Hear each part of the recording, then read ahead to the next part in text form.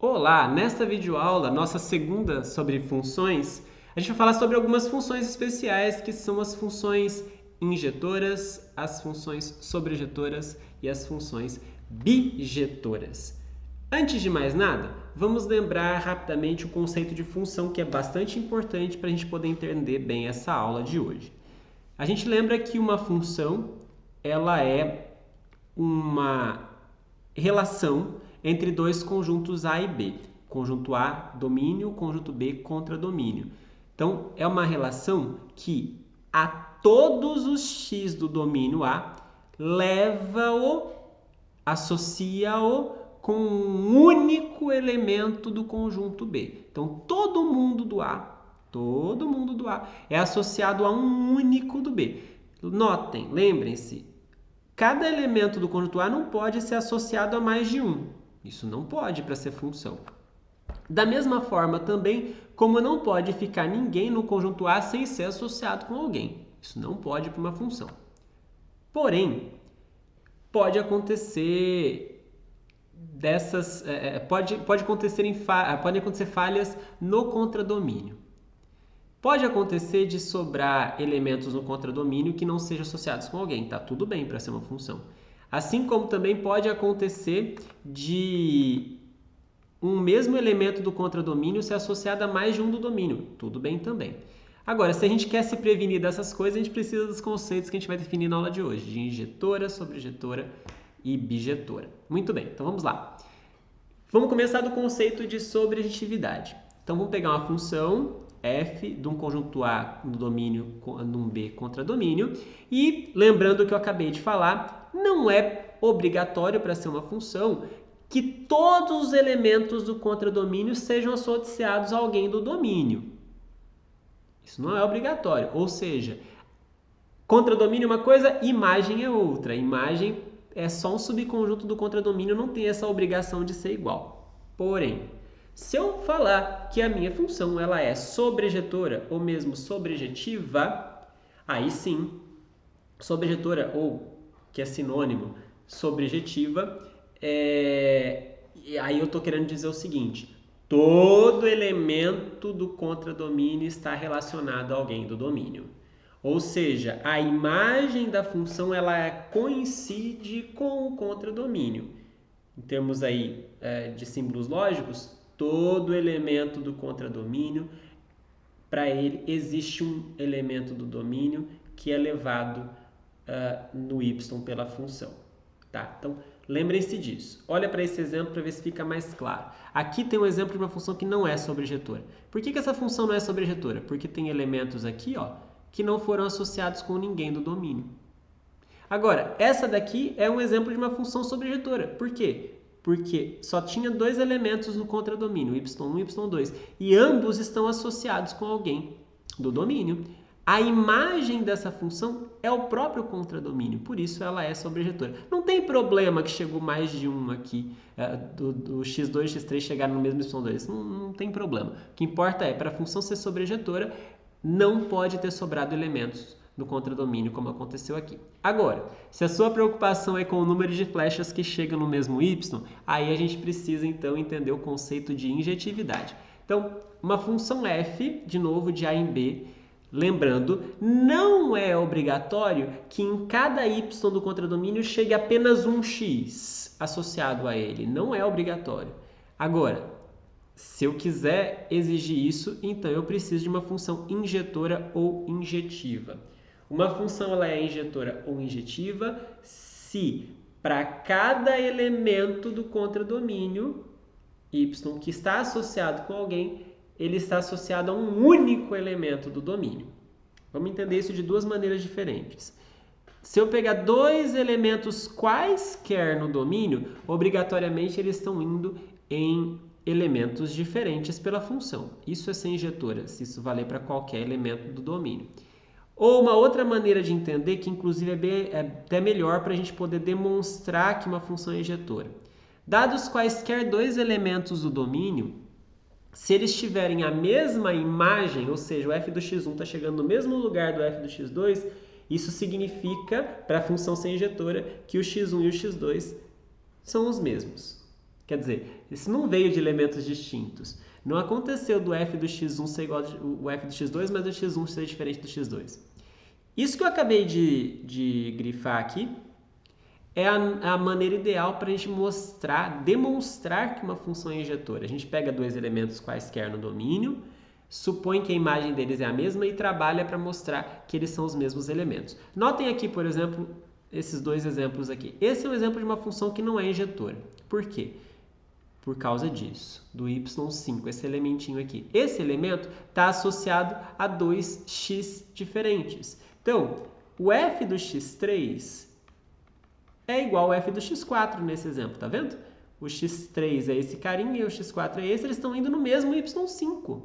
Porém, da forma como eu desenhei, o x3 não é igual ao x4. Para a função ser injetora, sempre que eu tiver f de um x igual a f de outro, é porque os x foram os mesmos. Não pode acontecer deles terem vindo de diferentes. Ao contrário, então, do que acontece nesse exemplo em que a função ela é injetora. Todo mundo que está associado com alguém está associado a um único. Então, o y2 está associado com alguém? Sim, um único, x1. O y3 está associado com alguém? Sim, com um único, x2. Ah, mas o y1 não tem ninguém. Não importa. Aqueles que foram associados vieram de um único. Tá bom? Isso é ser injetora. E aí, se você entendeu esse conceito, fica fácil de entender o que é uma função bijetora. Uma função f no conjunto A no conjunto B, ela é dita bijetora ou bijetiva se ela é ao mesmo tempo injetora e sobrejetora. Como assim? Bom, a injetividade me garante que cada elemento que foi associado no conjunto Y veio de um único no conjunto X. E a sobrejetividade me garante que todo mundo no conjunto Y foi associado com alguém. Ou seja, juntando as duas coisas, todo elemento do conjunto B, que é o contradomínio, foi associado a um único elemento do conjunto do domínio A através da função. Não sei se você se lembra desse símbolo, mas esse símbolo significa existe único. Esse existe, esse ezinho, né, significa existe, com essa exclamação, existe único. Só tem um x que foi naquele y. Então essa unicidade é garantida pela propriedade dela ser injetora. O fato de que todo mundo é associado com alguém é garantido pelo fato dela ser sobrejetora. Então isso me dá o que a gente pode chamar também de correspondência biunívoca. Cada x está associado com um único y, mas o contrário também, né? Cada y é associado com um único x. Não ficou nenhum y faltando e todos os y foram associados a um único elemento do x. Cria essa ideia de cada elemento está associado com um só, né? E fica bonitinho como se fosse ali o botão de uma camisa, né? O botão com a sua casinha, você encaixa bonitinho, não fica nenhum botão para fora, não fica nenhuma casinha faltando botão, né? Então isso é o conceito de bijetividade, ou o que a gente chama também de correspondência biunívoca. Vamos fazer agora alguns exemplos para a gente tentar entender melhor isso, inclusive demonstrando algumas dessas propriedades. Esse primeiro exemplo aqui é uma função dos reais nos reais, que a cada número real x associa ao dobro dele, 2x. Então, por exemplo, f de 3 é 2 vezes 3, que é 6.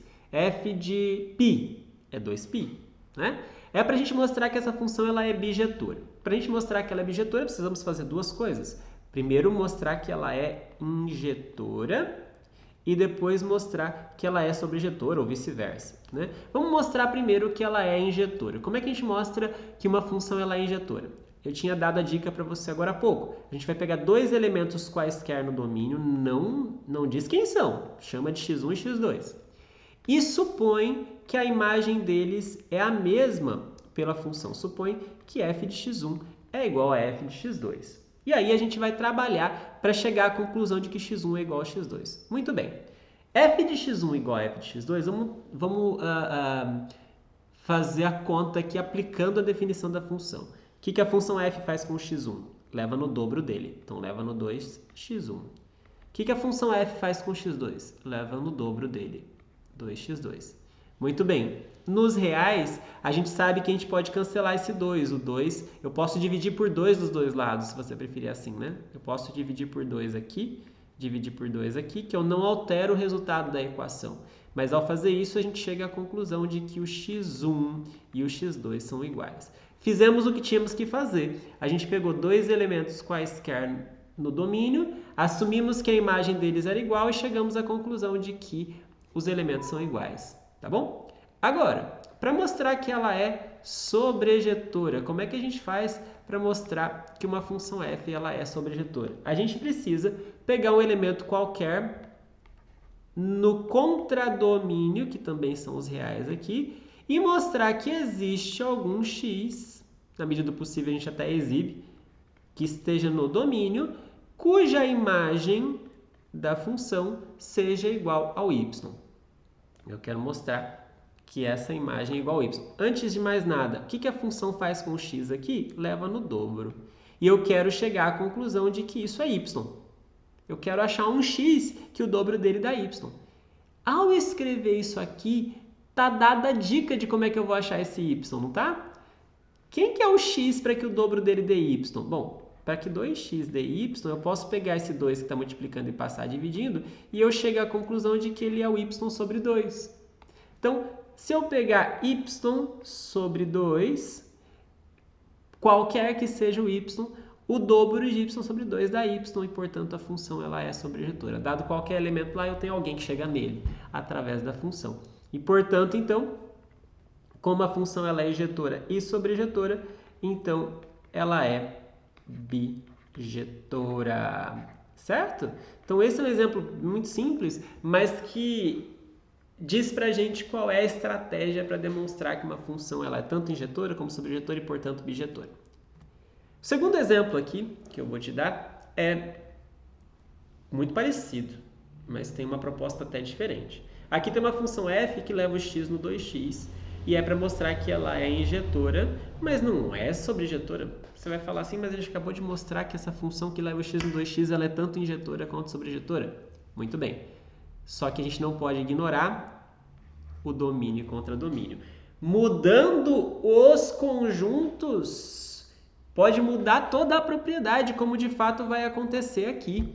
Olha só, essa função não é mais dos reais, é dos inteiros nos inteiros. Só dos números inteiros neles mesmos. Muito bem. Essa função ela é injetora? Sim. E por que ela é injetora? Aqui, pessoal, a demonstração é idêntica ao que nós acabamos de fazer. A gente vai pegar dois elementos quaisquer, x1 e x2, que sejam números inteiros. Vamos assumir que a imagem deles é igual e vamos trabalhar para concluir que eles são os mesmos. Muito bem. F do x1, dobro do x1. F do x2, dobro do x2. Divide por 2 os dois lados, concluímos que o x1 e o x2 são iguais. Agora, por que a função ela não é sobrejetora? Por que aqui não vai dar para repetir a demonstração que nós fizemos no caso anterior? Bom, quando a gente quer mostrar que algo não acontece, uma propriedade não acontece, a gente deve mostrar um contra-exemplo, um exemplo de que a coisa falha. Então, basicamente assim, para a função não ser sobrejetora, eu tenho que pensar se tem alguém no contradomínio que não é associado com alguém do domínio.